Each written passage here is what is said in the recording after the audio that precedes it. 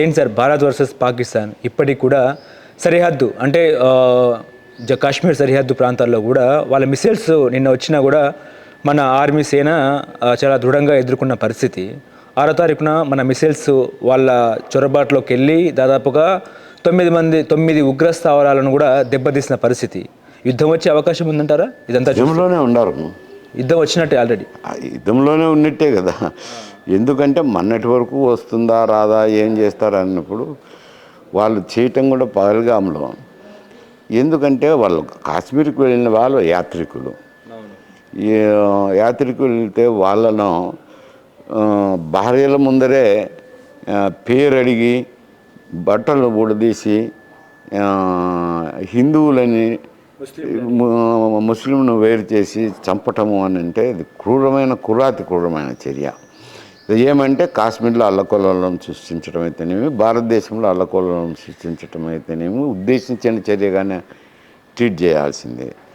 దాని మీద దేశంలో కూడా ఏమున్నదంటే ఒక భావన ఉన్నది, పాకిస్తాన్కు టిట్ ఫర్ టాట్ చేయాల్సిందే, గుణపాఠం నేర్పించాల్సిందే అనేది ప్రజల్లో ఒక భావన అయితే ఉన్నది.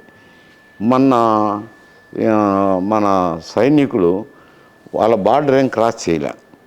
మన బార్డర్లో నుండి సర్ఫేస్ టు ఎయిర్ మిసైల్స్ మన ప్రాంతం నుంచే పేల్చేసి 9 ఉగ్రవాద శిబిరాలను ధ్వంసం చేసినారు. ధ్వంసం చేసిన తర్వాత మన ప్రభుత్వం యొక్క అలిగేషన్ ఏమంటే ఈ ఉగ్రవాదులకు సహాయ సహకారాలు అందిస్తుండేది పాకిస్తాన్ ఆర్మీనే అనేది ఆరోపణ, ప్రధానమైన ఆరోపణ. అది వాళ్ళ రక్షణ మంత్రి కూడా ఒప్పుకున్నాడు కదా. ఈ ఉగ్రవాదాన్ని పెంచి పేస్తుండేది మేమే. అయితే ఈ శని మాకెందుకు తగులుకున్నదంటే అమెరికా వల్ల వచ్చిన శనే ఇది. ఆఫ్ఘనిస్తాన్లోనూ వాళ్ళకు తాలిబాన్ల మీద దాడి చేసేదానికి అవసరమే ఈ ఉగ్రవాదులను ఎంకరేజ్ చేసినారు. దానివల్ల మేమే విక్టిమ్స్ అయిపోయినామని వాళ్ళ రక్షణ మంత్రే చెప్పినారు. ఇప్పుడు ఈ పహల్గామ్లో ఇప్పుడు చేయాల్సిన అవసరం వాళ్ళకు లేదు, వచ్చి కావాల్సికే సృష్టించిన తర్వాత భారతదేశం కూడా తగు చర్య తీసుకొని వాళ్ళ ఉగ్రవాదుల శిబిరాల మీద దాడి చేసినారు. అంతటితో ఊరుకుంటే పోయేది. ఇప్పుడు మళ్ళీ ఉగ్రవాదుల ముసుగులో పాకిస్తాన్ సైన్యమే బార్డర్స్లో అటాక్ చేస్తున్నారు. మనాళ్ళు తిప్పి కొడుతున్నారు. ఒక బార్డర్ చెక్ పోస్ట్ను కూడా ఇది పేల్చేసినారు కదా, పాకిస్తాన్ చెక్ పోస్ట్ను పేల్చేసినారు. వాళ్ళ రాడార్ వ్యవస్థను కూడా దెబ్బతీసేసినారు. ఇప్పుడు విమానం వెళ్ళినా కానీ, రాకెట్లు వెళ్ళినా కానీ కనుగొనే పరిస్థితుల్లో లేరు వాళ్ళ రాడార్ వ్యవస్థ. మనకు సరితూగాలంటే పాకిస్తాన్ కొద్ది కష్టమే, యుద్ధం ఇద్దరికే జరుగుతాయి.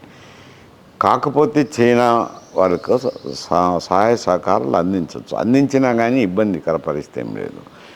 కాకపోతే చైనా ఒక సైడ్ ఫ్రంట్ ఓపెన్ చేసి నార్థన్ హిమాలయాల్లో బార్డర్లో వాళ్ళు సైనికులు మోహరించి యుద్ధం చేస్తే 2 పక్కల యుద్ధం చేయాలంటే కొంత క్లిష్టమైన పరిస్థితి. వాళ్ళ ఆయుధ సహకారం చేసినా, ఇంకొక సహాయ సంపత్తి ఇచ్చినా కానీ పెద్ద సమస్య లేదు. ప్రపంచ దేశాల్లో కూడా 52 దేశాలు అయితేనే మద్దతు పలకడం జరిగింది. భద్రతా మండలిలో కూడా చర్చ జరిగినప్పుడు అందరూ కూడా మీ దగ్గర ఉగ్రవాదం లేదని చెప్తారా అని చెప్పి పాకిస్తాన్ రాయబారిని నిలదీయడం జరిగింది కదా. ఆయన జవాబు చెప్పుకోలేని పరిస్థితి ఏర్పడింది. అది ప్రోత్సహించడం తప్పే ప్రభుత్వం. హైదరాబాద్ మీద కూడా ఏమైనా ఎఫెక్ట్ ఉండే అవకాశం? హైదరాబాద్ మీద ఇంత దూరం ఏమి ఎఫెక్ట్ ఉంటుంది అండి. ఆ బార్డర్ స్టేట్లో కొంత ఎఫెక్ట్ ఉంటుంది అంతేగాని. అంటే వైజాగ్, హైదరాబాద్లో భారత రక్షణ దళాలు ఉన్నాయి కదా, తీర ప్రాంతాల్లో కూడా ఏం చేయలేరు వాళ్ళన్న అవికా దళం అంతది. కాకపోతే ఆ బార్డర్లో ఉంటుంది. గుజరాత్, రాజస్థాను, పంజాబ్, కాశ్మీర్ అక్కడ ఉంటుంది. అక్కడ సమస్య ఉంటుంది, బార్డర్లో అటువంటి సమస్య ఉంటుంది. హలో, తెలుగు రాజ్యం ఛానల్ చూస్తున్నారా? సామాజిక, రాజకీయ, జీవన చిత్రణే తెలుగు రాజ్యం.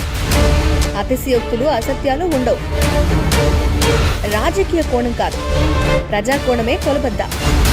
తెలుగు రాజ్యం వీక్షణ మీ ఉత్తమ అభిరుచికి నిదర్శనం.